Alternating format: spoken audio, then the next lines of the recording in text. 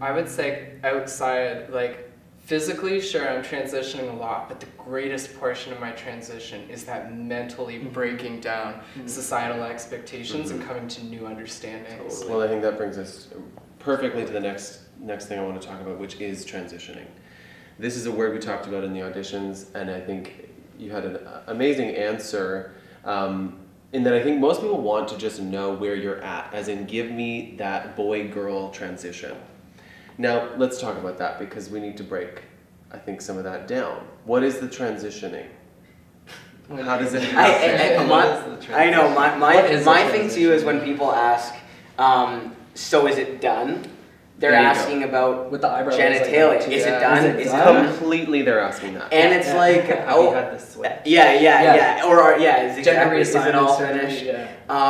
You know, I think it's taken a long time for me to just like process the fact that I'll probably get that question forever until things start to be more understood. But I really like to think of my transition as always, really, at this point. I feel so different now than I did 5 years ago. I feel different 5 years ago as I did before, and I'm sure I'll feel different 5-10 years. Like, I think to think that we as human beings are not in a sort of transition holds us back pretty intensely. So I've A, opened myself up to a life of transition, and B, removing it from genitalia as much as I possibly can. If it was just about the penis or the vagina, then that we all know that doesn't really make any sense, because when we think about sexuality and we think about who we like, that would mean everyone with that genitalia, no matter how they looked, you'd be attracted to it. Like, if it was like, if you were a straight woman, you're like, I like penis, then you like everything with a penis, and we know that that's not true. No. Exactly. So it's got to be somewhere outside of that.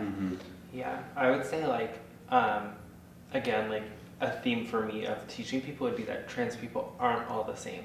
So for some people, transitioning is getting bottom surgery, getting top surgery, getting like 4 to 5 surgeries, getting like, for me, like, that's my current plan. I've underwent like some procedures and stuff, and I still plan for more, but there are some trans girls who are like, you know what, like, this is the body I was born in, or there are some trans people, and I don't need to physically transition to prove that, and that's totally okay. And if I were to like use like a metaphor for it, it would maybe be like going to school. Like, some people drop out of high school, some people finish high school, some people finish their undergrad, some people get a master's, and some people get a PhD. But I'm not implying that more is better. Right. Just what we do sometimes as a society, which is annoying. Yeah, like people say, like, even people who have transitioned more extensively, they refer to themselves as fully transitioned. Right. Which that doesn't mean full. It means you've fully transitioned for yourself. Physically, maybe. Physically. But the emotional must play an even more extensive part.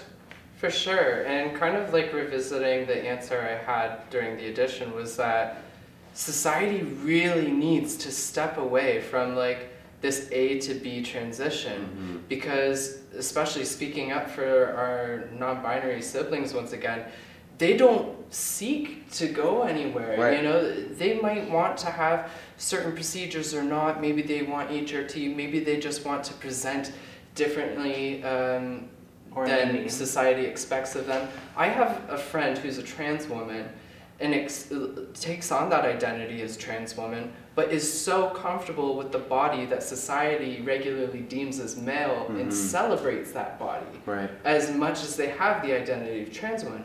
That still doesn't negate their transness or their womanhood. Absolutely. Yeah. Of course. 100%. Of course not. It's also important to remember that as trans people, we are not obligated to share that information. Absolutely. What a crazy idea it is to ask a trans individual, do you have a penis or a vagina?